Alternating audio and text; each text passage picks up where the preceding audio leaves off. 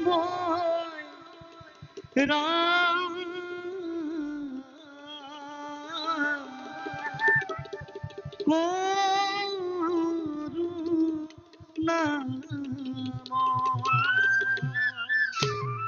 করুণাময় করুণাময় রাম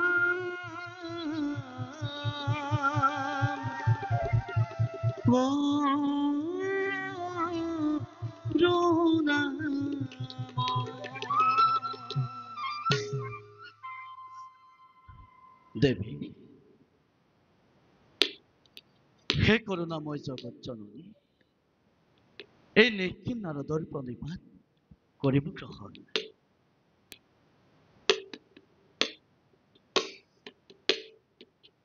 দেবী নারায়ণ দেবী দেবী কিবা হেতু দেখো তব বিখাদিত বদন হৈছে নেকি কিবা অঘটন বৈকুণ্ঠলৈ আহিলে বিষ্ণু লক্ষ্মীৰ যুগল চৰণ দৰ্শন কৰিবলৈ সুবিধা পাওঁ কিন্তু আজি তাৰ পৰাহে বঞ্চিত হলো আপুনি ঠিকই ভাবিছে দেৱৰী দেৱী আজি কিন্তু প্ৰথম বৈকুণ্ঠপুৰী প্ৰভুবিহীন নাৰায়ণ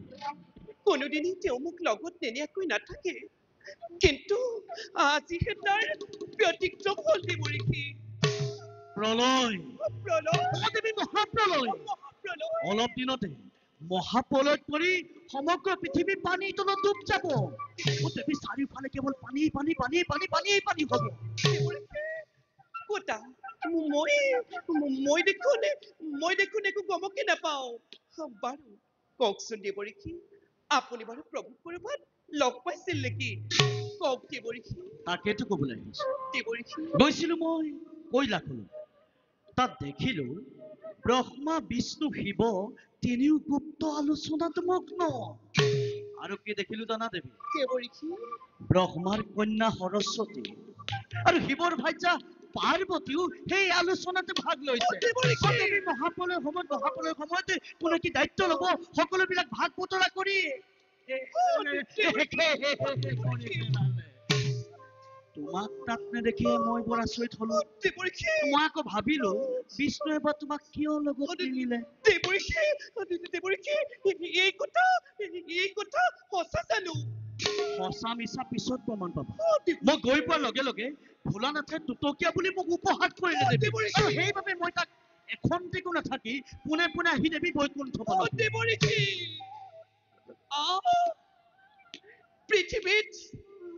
পৃথিৱীত মহাপ্ৰলয়ৰ সূচনা হৈছে পৃথিৱী ধ্বংস হ'ব তাৰ আলোচনা আজি চলিছে কুকুতে মই গমকে নাপাওঁ গুপ্ত আলোচনাত যদি শিৱৰ ভাৰ্যা পাৰ্বতী ব্ৰহ্মাৰ কন্যা সৰস্বতী থাকিব পাৰে তেন্তে মই কিয় প্ৰভুৰ দ্বাৰা প্ৰতাৰিত হলো কওক দেৱৰী এতিয়া মোৰ কৰ্তব্য কি হ'ব মই আজি ভীষণ ভাৱে অপমানিত হৈছো দেৱৰী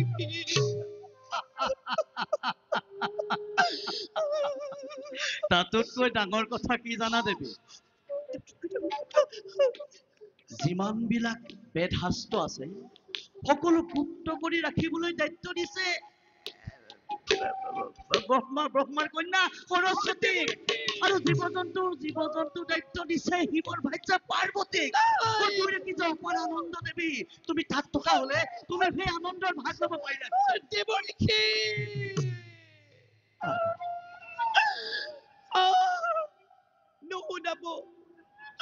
নুশুনাব তেনেবোৰ গুপ্ত কাহিনী দেৱী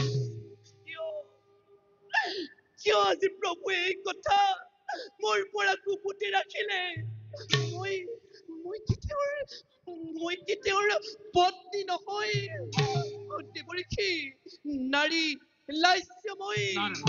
নাৰী হাস্যময়ী নাৰী সময়ত ধৰিব পাৰে ৰণ চণ্ডী মূৰ্তি মোৰ অবিহনে কি প্ৰভুৱে এই সৃষ্টি ৰক্ষা কৰিব পাৰিব?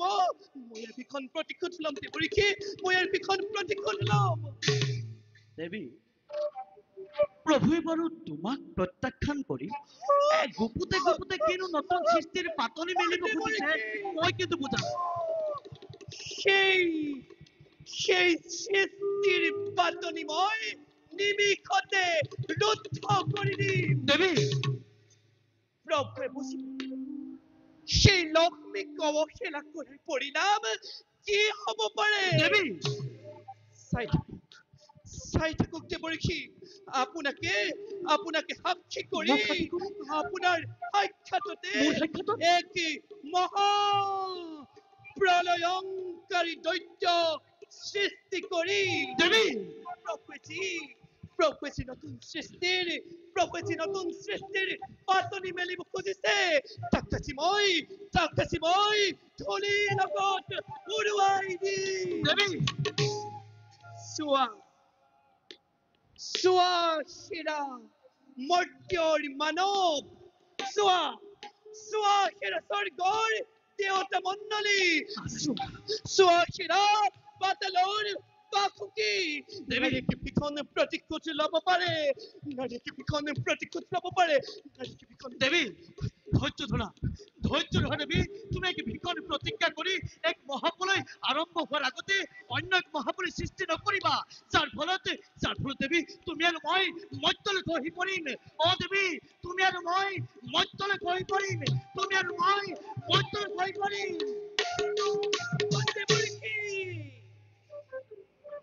এবাৰ যি কামলৈ মই মনস্থ কৰিলো তাৰ পৰা কদাপিতো নহওঁ বিচলিত। নাৰী সিংহপৰায়ণ প্ৰভুৰ সমগ্ৰ সৃষ্টি ধ্বংস মই কৰিমেই কৰিম। প্ৰভুৰ সমগ্ৰ সৃষ্টি ধ্বংস মই কৰিমেই কৰিম।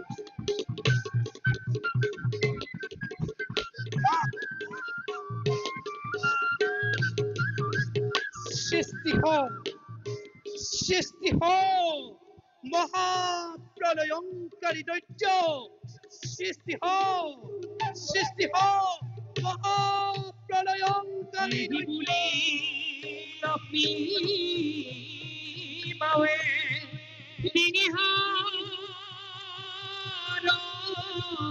লয়া গাফিল ভাদৈত ইটো স্বজন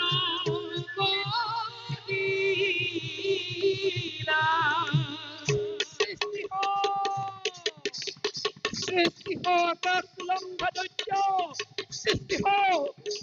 আকাশলম্ভা দৈত্য, সৃষ্টি হও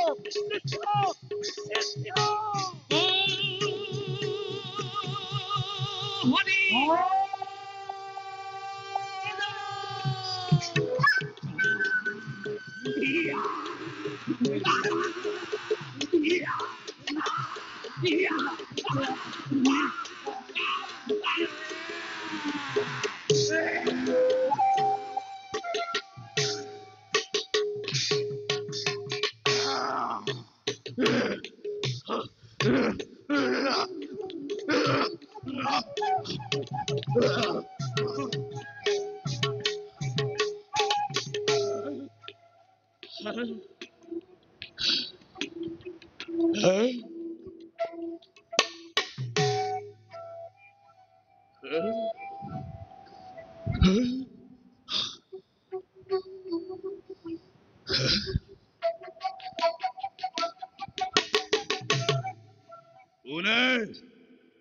কোনে মোক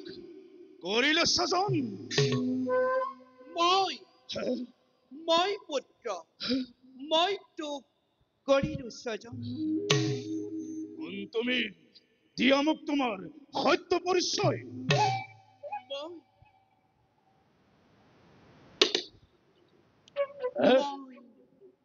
এই জগতৰ মাতৃ মাতৃ কিবা হেতু মোক অকস্মাতেই কৰিল স্বজন? কিবা কাৰ্য মই কৰিম শাসন দৈত্য মাতৃ তোক স্বজন কৰাৰ উদ্দেশ্য মোৰ মহান মহান অলপ দিনৰ পাছতেই সেই পৃথিৱীত মহাপ্ৰলয়ৰ সৃষ্টি হ'ব মহাপ্ৰলয় চাৰিওফালে কেৱল পানী আৰু পানী চাৰিওফালে পানী চাৰিওফালে কেৱল পানী চাৰিওফালে পানী হলে আমি থাকিম কেনেকৈ পানীৰ মাজত আমি কিদৰে জীয়াই থাকিম অসম্ভৱ অসম্ভৱ অসম্ভৱ মাতৃ কোন পুত্ৰ তোক মই বৰ দিছো বৰ দিছা তই মই জল স্থল আকাশ পাতাল সকলোতে বিচৰণ কৰিব পাৰি তোক প্ৰভুৰ সুদৰ্শন চক্ৰ মহাদেৱৰ শিশুনেও মৃত্যু ঘটাব নোৱাৰে মাতৃ তোৰ তোৰ সৰ্বশৰীৰ মোৰ সৰ্বশৰীৰ তোৰ সৰ্বশৰীৰ মাতৃ তোৰ সৰ্বশৰীৰ মই বজ্ৰময় কৰি দিছো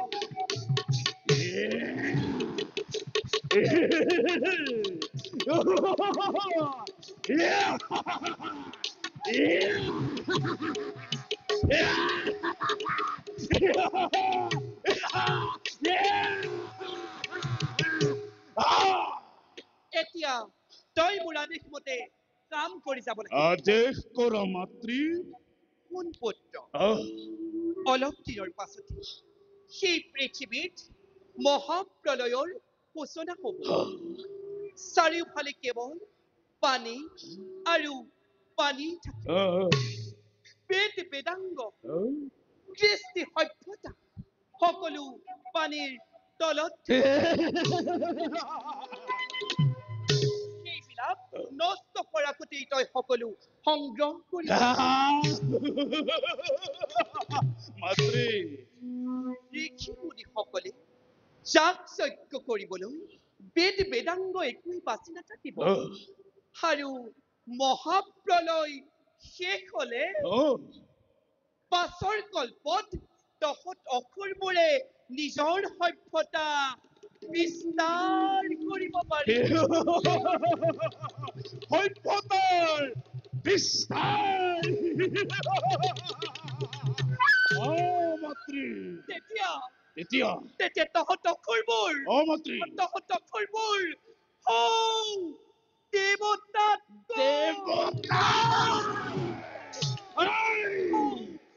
দেৱতাতকৈ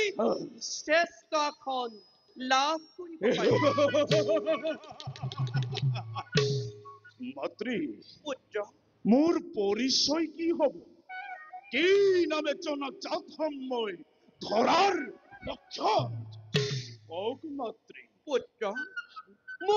মোৰ ডিঙিৰ হাড়ৰ পৰা তোক মই কৰিলো স্বজন আৰু তোৰ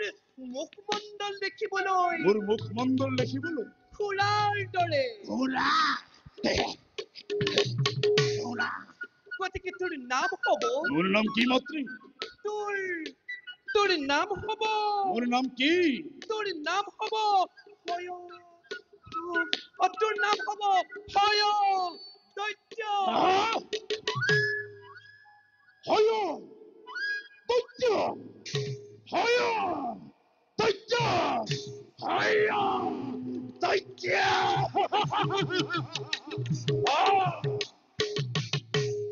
হয় দৈত্য নামে জগতত তই হবি জনাজা এতিয়া মাতৃ চা পুত্ৰ ধুমুহাৰ দৰে কৰ্তব্যত অগ্ৰসৰ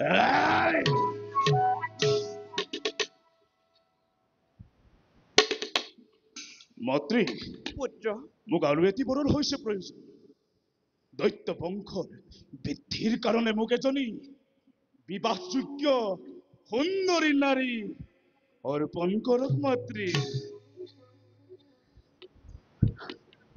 মাতৃ অ তই ঠিকেই কৈছ পুত্ৰ। শুন, মাতৃ সেই পৃথিৱীৰ ভিতৰত ব্ৰহ্মাৰ কন্যা সৰস্বতী সৰস্বতী অ মাতৃ অ, ব্ৰহ্মাৰ কন্যা সৰস্বতীৰ সমান গুণী মানি সুন্দৰী ৰমণী অন্য কোনোৱেই নাই। গতিকে মাতৃ চলে চল বলে কিংবা কৌশল কৰিবলৈ মই সৰস্বতীক বিবাহ কৰগৈ। অপুত্ৰ চলে বলে কিংবা কৌশল কৰি হলেও তই মই সৰস্বতীক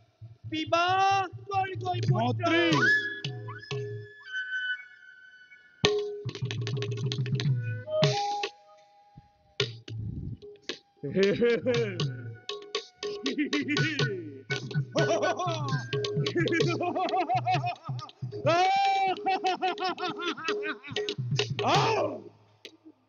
বিশ্ব ব্ৰহ্মাণ্ডৰ ত্ৰাসৰ সৃষ্টিকৰ্তা লক্ষ্মীৰ নন্দন মই নম্বৰ দৈত্য সমগ্ৰ বিশ্ব ব্ৰহ্মাণ্ড ঘূৰিব লাগিব আজি মোৰে নিৰ্দেশত স্বৰ্গৰ দেৱতা মৰ্ত্যৰ মানৱ পাতালৰ বাসী হ'ব লাগিব মোৰে ভয়ে ধৰা ধৰে কম্পমান